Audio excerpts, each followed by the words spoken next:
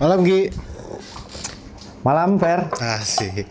Ki, Ya. kita mau nanya-nanya lagi nih Ki, tentang ciri-ciri orang terkena santet Ki. Bisa dijelasin gak Ki? Oke. Untuk secara fisik atau psikologinya Ki. Nah, jadi ciri-ciri orang yang terkena santet itu ada dua macam. Ya, bisa kita lihat dari fisik dan psikologinya. Nah, kalau dari fisik itu bisa kita lihat dari mereka ini sakit tetapi tidak bisa terdeteksi oleh peralatan medis ataupun dicek secara medisnya. Ya bla bla bla. Langsung jelasin. Oke. Jadi ciri-ciri orang yang terkena santet itu ada dua kategori. Bisa terlihat dari fisik dan psikologinya. Kalau dari fisik itu terlihat dari orang ini sakit, merasakan kesakitan ataupun punya penyakit yang dirasakannya, tetapi tidak dapat terdeteksi oleh peralatan medis. Nah, kedua, itu perasaannya itu akan ngerasa ada sesuatu di organ tubuhnya atau bagian tubuhnya itu merasa panas ataupun terkadang sebaliknya merasa kedinginan. Kadang merasa kedinginan itu di tempat yang memang ini panas banget tapi dia meriang gitu loh. Oke. Ada juga yang merasakan mual, mau muntah, terus hilangnya nafsu makan. Sehingga terjadi perubahan fisik yang tadinya gemuk atau sehat, tiba-tiba kurus habis. Terus bisa juga ada santet yang memang bisa kita lihat ciri-cirinya itu perutnya seperti kembung masuk ya? angin ataupun membesar. Nah, secara psikologi sendiri itu bisa kita lihat dari orang ini ciri-cirinya itu ada rasa kecemasan ataupun kegelisahan yang disertai rasa takut yang berlebihan. Oke. Terus perilakunya aneh, terus pikirannya itu negatif terus ataupun dia overthinking nih. Terus ada perilaku yang mengiring dia tuh seperti perilaku yang histeris. Oke, berlebihan lah ya. Iya benar, histeris itu kayak tiba-tiba marah, jerit atau apa, tiba-tiba nangis sendiri ya gitu. Itu salah satu ciri-cirinya.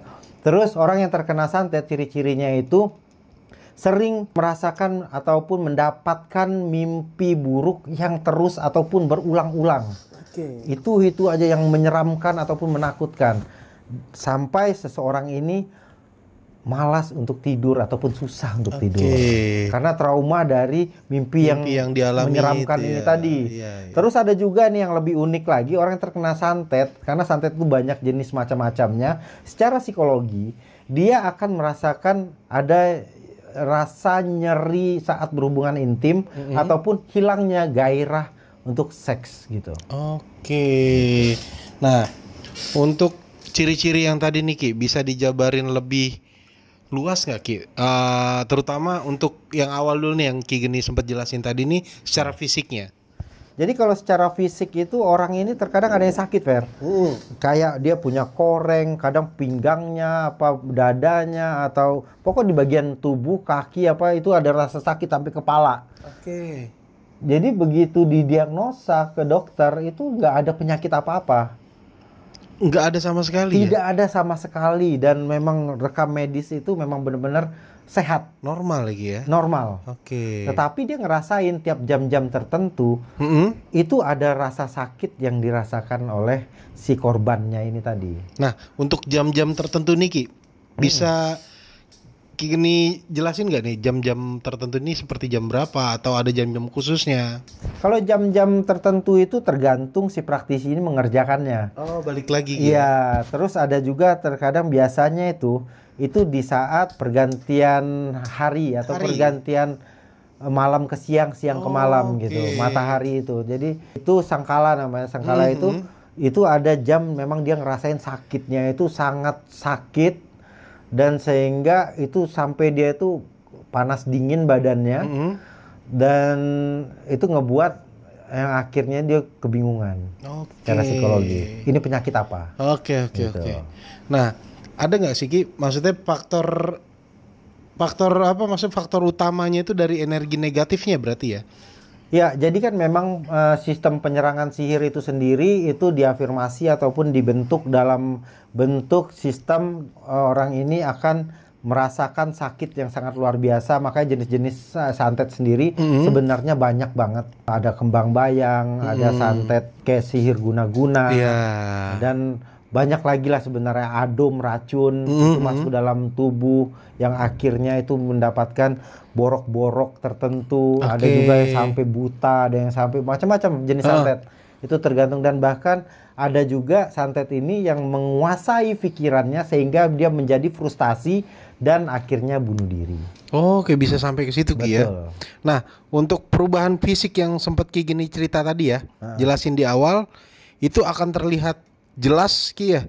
Di saat proses santet ini masih berlangsung berarti ya. Biasanya di saat proses ini berjalan itu pasti ada ciri-ciri orang ini terkena santet. Makanya di saat seseorang terkena santet, jangan langsung menganggap ini adalah suatu hal yang menakutkan ataupun langsung ke medis. Tetapi balik ke diri kita lagi untuk bagaimana kita mengoreksi apakah ada pernah salah sama orang, pernah menolak seseorang kah, atau pernah memberikan kata-kata kasar ke orang sampai orang ini sakit hati dan membuat perilaku ini. Jadi itu kembali lagi untuk mengevaluasi ataupun bertafakur, mengkoreksi dirinya lagi. Nah, perubahan fisik yang paling terlihat nih Ki, contoh yang paling umum lah Ki. Yang paling umum itu banyak yang sampai perutnya membesar. Membesar ya? Ada yang memang dari gemuk sampai habis dalam waktu seketika. Dan itu jangka waktunya itu amat sangat cepat. Berapa lama Ki untuk jangka waktunya itu biasanya? Bisa sebelum 40 hari itu udah terlihat. Udah terlihat ya Ki ya? Iya. Bahkan ada pembusukan, bisa lumpuh, banyak jenis santet itu banyak sekali. Tergantung si pelaku ini menggunakan ataupun membuat targetnya itu mau seperti apa. Gitu. Nah itu kan secara fisik ya Ki ya? Iya. Nah kalau untuk secara psikologinya Ki? Nah, secara psikologi memang orang ini banyak, mungkin lu pernah dengar orang dalam perutnya keluar kaca atau keluar paku, kawat, rambut. Nah, nggak ada yang pernah keluar duit kan? Kawat benrat. Jadi emang di santet itu sendiri gini sistemnya.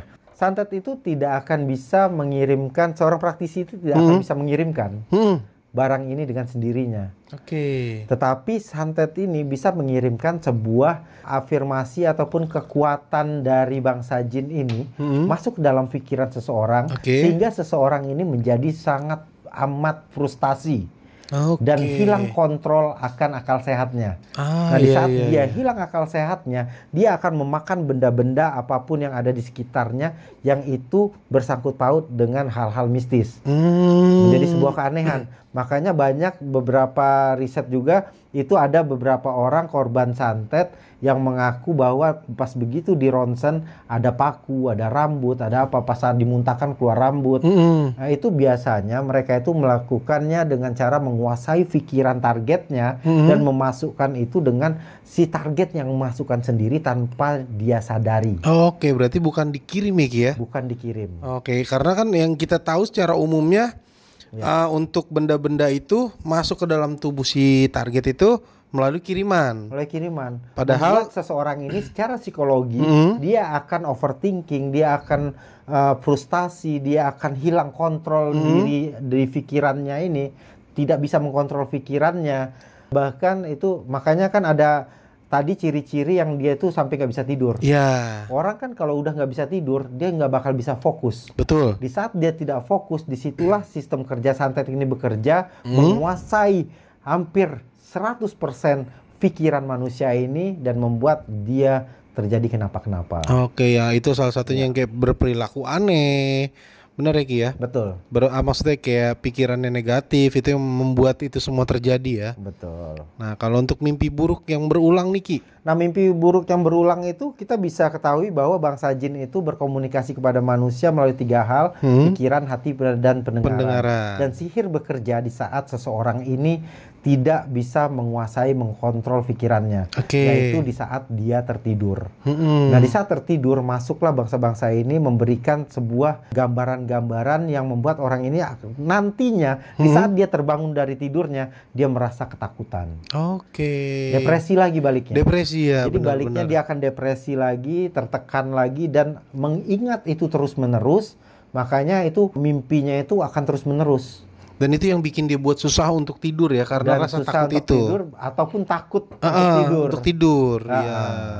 Dan itu benar-benar mental yang dihajar abis-abisan ya. Jadi emang santet itu sebenarnya kita mengirimkan sesuatu kekuatan goib untuk menguasai pikiran manusia sehingga manusia ini tidak bisa mengkontrol alam bawah sadar ataupun akal sehatnya lagi untuk menjadi orang yang normal gitu. Berarti secara nggak langsung yang melakukan itu maksudnya yang melakukan itu semua yang membuat itu semakin parah adalah si korbannya ini sendiri, karena ini semakin mentalnya dihajar. Semakin mentalnya dihajar, semakin dia terpuruk dan melakukan hal-hal aneh ya, yang di luar nalar. Makanya biasanya ada perasaan kayak cemas, ketakutan. Oke. Nah, ini yang terakhir nih Ki, nyeri saat untuk berhubungan intim. Nah, ini bisa dijelasin gak Ki secara detail lagi? Saat berhubungan intim itu biasanya ada nama sihir kunci syahwat. Nah, kunci syahwat sendiri itu mengikat seseorang agar tidak bisa ataupun membalaskan dendam untuk seseorang ini tidak bisa bergairah kepada pasangannya ataupun ke orang lain. Itu termasuk golongannya itu sebenarnya santet. Santet juga Ki ya. Iya, jadi orang ini tidak akan bisa, ibaratnya kalau cewek itu akan kesakitan ke hubungan intim, kalau laki-laki dia tidak akan bangun si Joninya gitu. Oke, stroke ya Joni ya. Joninya stroke enggak, kalau stroke kan dia kencang. Oh iya. Ini lemes. Iya. Ogah-ogahan ya. Kayak timun direbus. Oke, berarti kesimpulannya santet itu akan lebih parah jika si target ini nggak bisa mengontrol itu semua ya. Benar sekali, tapi masih banyak lagi sebenarnya yang harus kita bahas tentang materi santet ini. Tapi kita akan bahas di konten selanjutnya. Oke.